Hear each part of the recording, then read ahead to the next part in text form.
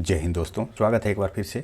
जैसा कि आप सभी को पता है, क्राउन पब्लिकेशन से बीपीएससी एईडीओ CGL4 के लिए प्रैक्टिस सेट को सॉल्व कर रहे हैं। इसका फर्स्ट पार्ट हम लोगों ने ऑलरेडी कवर कर चुका है। अगर आप उसे नहीं देखे हैं तो कृपया प्लेलिस्ट पर जाकर के अवश्य देख लें। ये पार्ट 2 है जिसमें कि रिमेनिंग क्वेश्चंस को सॉल्व करेंगे। पहला प्रश्न है कि अकबर के शासनकाल में पूर्ण गठित केंद्रीय प्रशासन तंत्र के अंतर्गत सैन्य विभाग का प्रमुख था। इसका उत्तर होगा ऑप्शन डी, मीर बख्शी, जो कि सैनिकों की भर्ती, प्रशिक्षण और संगठन के साथ साथ सैन्य अभियानों की रणनीति बनाने और योजना बनाने के लिए जिम्मेदार था।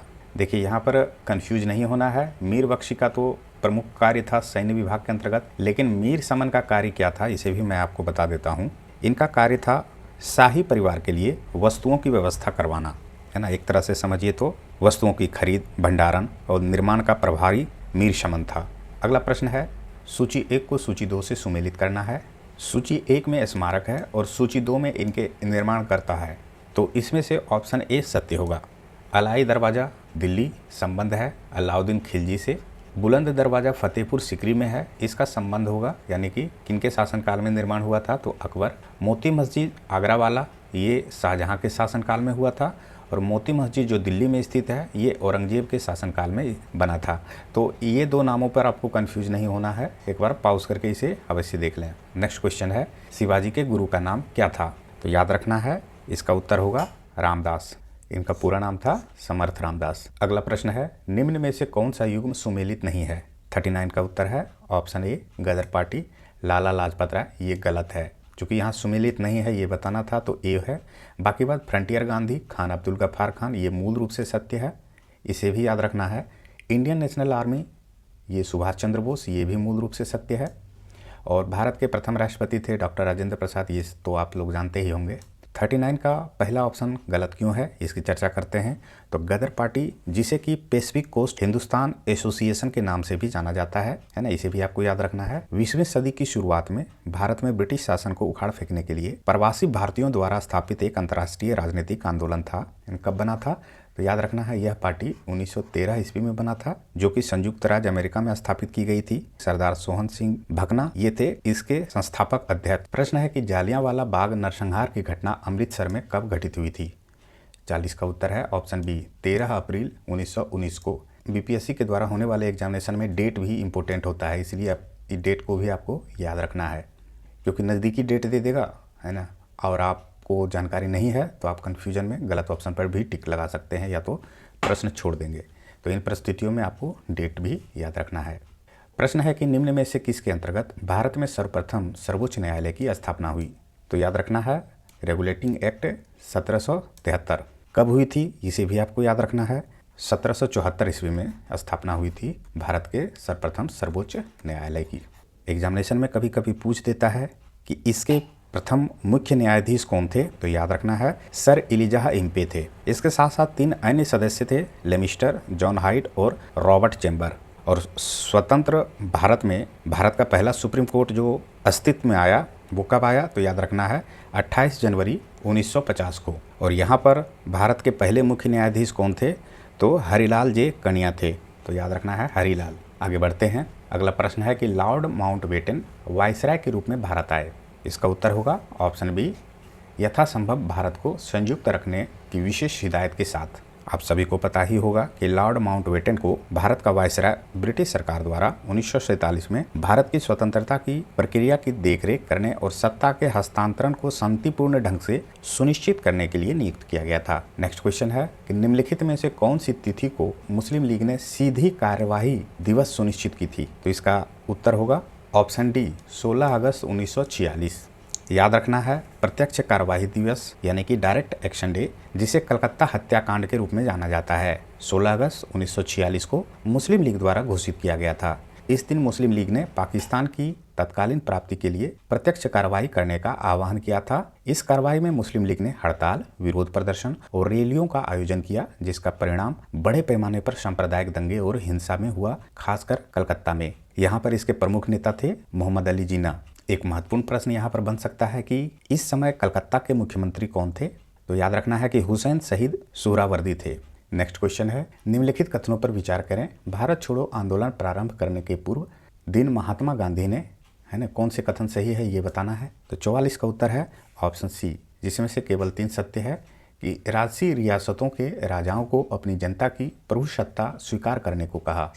अगला प्रश्न है कि वर्ष 1934 में पटना के अखिल भारतीय कांग्रेस समाजवादी पार्टी का संयोजक कौन था। 45 का उत्तर है ऑप्शन ए, आचार्य नरेंद्र देव। यहाँ पर महत्वपूर्ण फैक्ट ये है, जयप्रकाश नारायण और मीनू मशानी 1934 में जेल से रिहा हुए। नारायण ने 17 मई 1934 को पटना में एक बैठक बुलाई जिसमें बिहार कांग्रेस सोशलिस्ट पार्टी की स्थापना की। तो कब हुई थी स्थापना? 17 मई 1934 को। यहाँ पर याद रखना है कि आचार्य नरेंद्र देव इसके अध्यक्ष बने और नारायण पार्टी के महासचिव।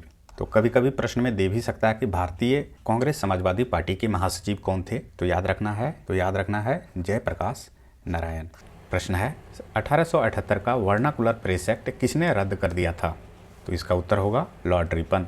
लेकिन यहाँ पर अगर प्रश्न में पूछ दे यह अधिनियम किसके द्वारा पारित किया गया था, तो पारित किया गया था लॉर्ड लिटन के द्वारा। डिटेल में मैं बता देता हूँ। 1878 का इस अधिनियम का उद्देश्य भारतीय भाषाओं के समाचार पत्रों पर नियंत्रण स्थापित करना था, जिससे ब्रिटिश सरकार के खिलाफ किसी भी प्रकार के असंतोष को रोका जा सके। इस अधिनियम को 1881 में लॉर्ड रिपन के द्वारा निरस्त कर दिया गया है ना। तो याद रखना है लॉर्ड रिपन ने इसे निरस्त कब किया था, तो 1881 ईस्वी में। और पारित कब हुआ था, तो पारित हुआ था 1878 में। प्रश्न है अंग्रेजों ने रैयतवाड़ी व्यवस्था सर्वप्रथम आरंभ की थी। इसका उत्तर है ऑप्शन डी, मद्रास प्रेसिडेंसी में।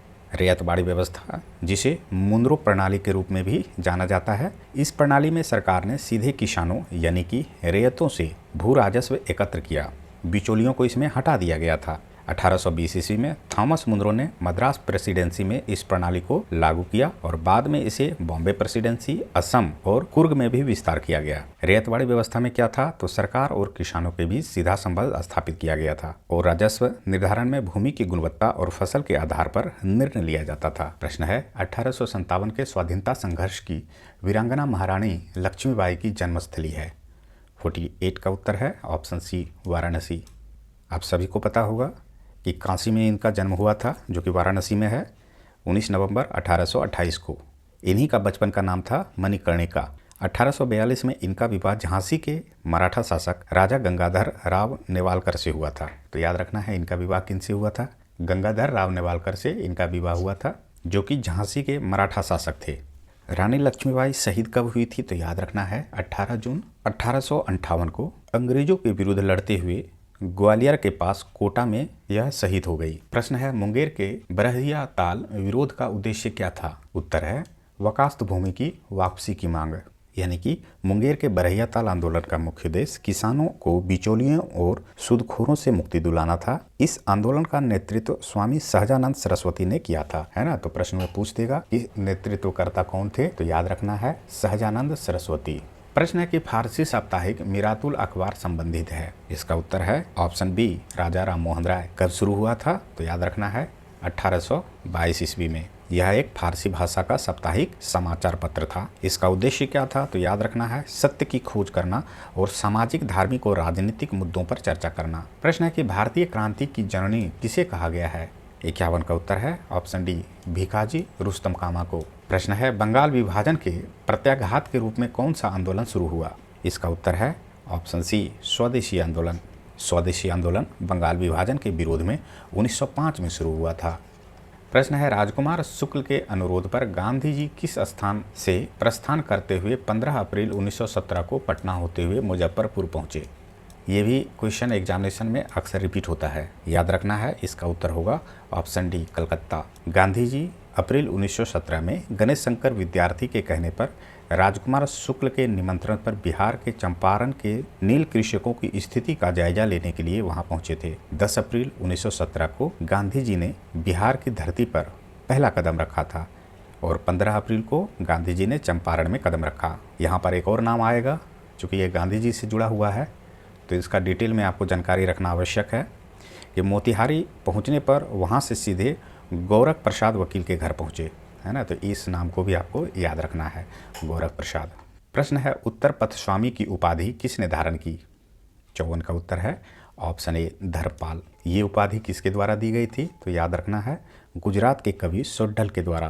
प्रश्न है कि मौर्य काल में मुद्रा नीति पर नियंत्रण रखने वाला अधिकारी कहलाता था। इसका उत्तर होगा ऑप्शन बी लक्षणाध्यक्ष। इसका मुख्य कार्य होता था सिक्कों की गुणवत्ता और प्रामाणिकता सुनिश्चित करना। प्रश्न है दिल्ली सल्तनत एवं मुगल काल में बिट्स का क्या महत्व था। इसका उत्तर है ऑप्शन डी। इसका एकमात्र भौगोलिक महत्व था कि यह दिल्ली बंगाल मार्ग में स्थित था। याद रखना है कि यह एक रणनीतिक और व्यापारिक स्थान था। यह क्षेत्र दिल्ली और बंगाल के बीच महत्वपूर्ण कड़ी था, जिससे मुगल साम्राज्य को इन दोनों महत्वपूर्ण क्षेत्रों को नियंत्रित करने में मदद मिलती थी।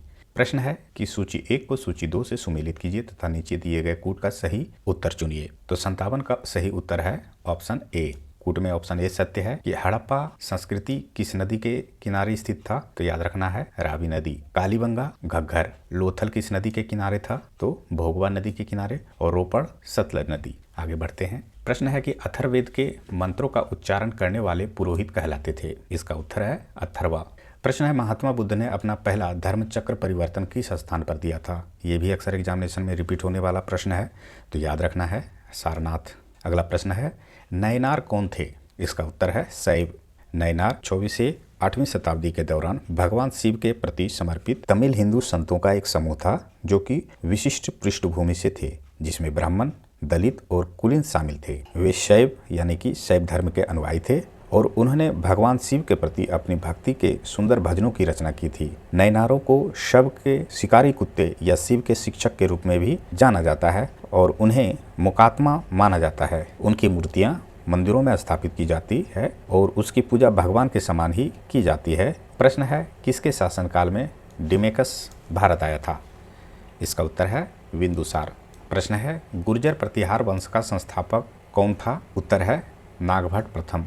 देखिए गुर्जर प्रतिहार वंश की स्थापना 6वीं शताब्दी में हरिश्चंद्र ने की थी, लेकिन इस वंश के पहले महत्वपूर्ण शासक नागभट्ट प्रथम हुए, जो कि 730 से 756 तक इनका शासनकाल रहा। महत्वपूर्ण शासक होने के कारण इसे गुर्जर प्रतिहार वंश के संस्थापक माना गया। शुरुआती दिनों में इनकी राजधानी उज्जैन थी, लेकिन बाद में इन्होंने अपनी राजधानी कन्नौज में स्थापित किया। आगे बढ़ते हैं। पेट्रोलियम के विभिन्न अवयवों को अलग करने की विधि कहलाती है। इसका उत्तर होगा ऑप्शन सी आंशिक आसवन।